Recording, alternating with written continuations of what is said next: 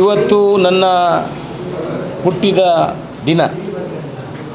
ನಾನು ಯಾವತ್ತೂ ಹುಟ್ಟಿದ ದಿನವನ್ನು ಆಚರಣೆ ಮಾಡೋದಿಲ್ಲ, ಕೇಕ್ ಕಟ್ ಮಾಡೋದಿಲ್ಲ. ನಾನು ಹುಟ್ಟಿದ ದಿನವನ್ನು ಆಚರಣೆ ಮಾಡೋದು ಹೇಗೆ ಅಂತ ಹೇಳಿದ್ರೆ, ಆಸ್ಪತ್ರೆಯಲ್ಲಿದ್ದವರನ್ನು ಭೇಟಿ ಮಾಡುವ ಮುಖಾಂತರ ಬೆಳಿಗ್ಗೆ ಎದ್ದು ನನ್ನ ತಾಯಿಯ ಆಶೀರ್ವಾದ ಪಡೆಯುವುದು, ಆನಂತರ ದೇವಸ್ಥಾನಕ್ಕೆ ಭೇಟಿ ಕೊಡುವಂಥದ್ದು, ಆನಂತರ ಬಡವರಿಗೆ ಆಸ್ಪತ್ರೆಯಲ್ಲಿದ್ದವರಿಗೆ ದುಡ್ಡು ಕೊಡುವಂಥದ್ದು. ಕಳೆದ ಬಾರಿ ಎಲ್ಲ ಒಂದು ಸುಮಾರು ವರ್ಷದಿಂದ HIV ಪೀಡಿತರ ಜೊತೆ ಹುಟ್ಟುಹಬ್ಬವನ್ನು ಆಚರಿಸ್ಕೊಳ್ತಾ ಇದ್ದೇನೆ. ಸಲ ಈ ಭಾಗದಲ್ಲಿ ಸರ್ಕಾರಿ ಆಸ್ಪತ್ರೆಯಲ್ಲಿ ಯಾರೆಲ್ಲ ರೋಗಿಗಳಿದ್ದಾರೆ ಅವರಿಗೆ ಫಲವಸ್ತುಗಳನ್ನು ಕೊಡಬೇಕು ಅನ್ನೋ ಆಲೋಚನೆಯನ್ನು ಮಾಡ್ತಾಯಿದ್ದೀನಿ.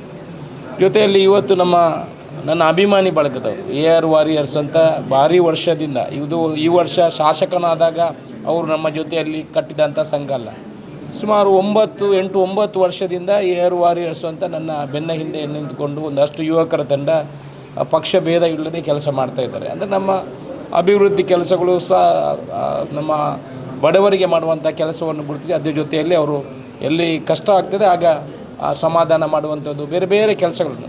ಈ ಮೊದಲು ಸುಮಾರು 2 ಬಾರಿ ಇಲ್ಲಿ ರಕ್ತದಾನ ಮಾಡಿದ್ದಾರೆ. ಎಲ್ಲ ಜಾತಿ ಧರ್ಮದವರು ಬರ್ತಾರೆ.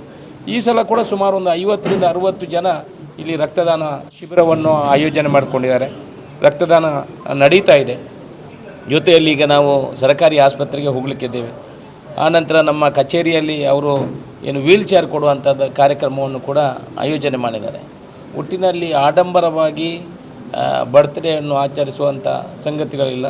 ನಂದು ಶರ್ಟು ಕೂಡ ಹಳೆ ಇದೆ, ಹೊಸ ಶರ್ಟ್ ಏನು ಹಾಕಲಿಲ್ಲ. ಬಡವರಿಗೆ ಏನಾದರೂ ಸಹಕಾರ ಆಗಬೇಕು, ಆ ಮೂಲಕ ಬರ್ತ್ಡೇಯನ್ನು ಆಚರಿಸಬೇಕು ಅನ್ನೋ ವಿಚಾರ.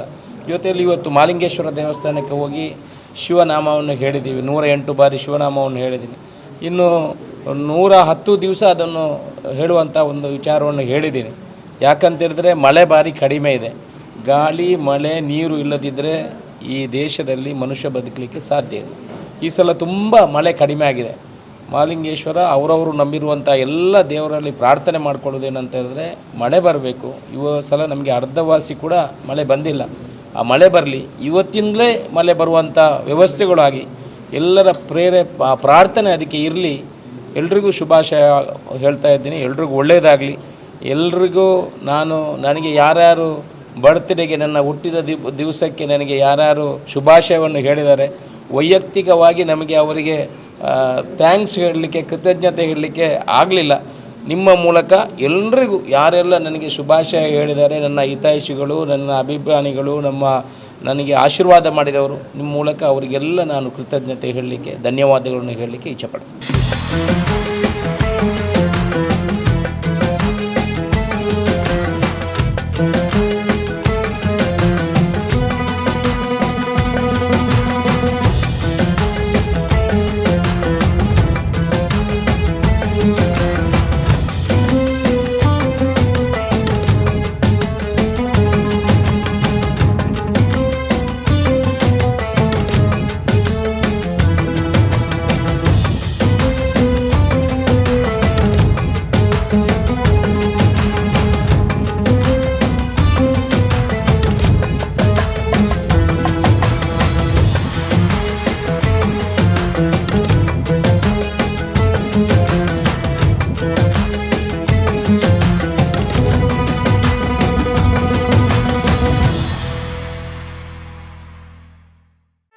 ಸುದ್ದಿ ಚಾನಲ್, ಕ್ಷಣ ಕ್ಷಣದ ಸುದ್ದಿಗಾಗಿ.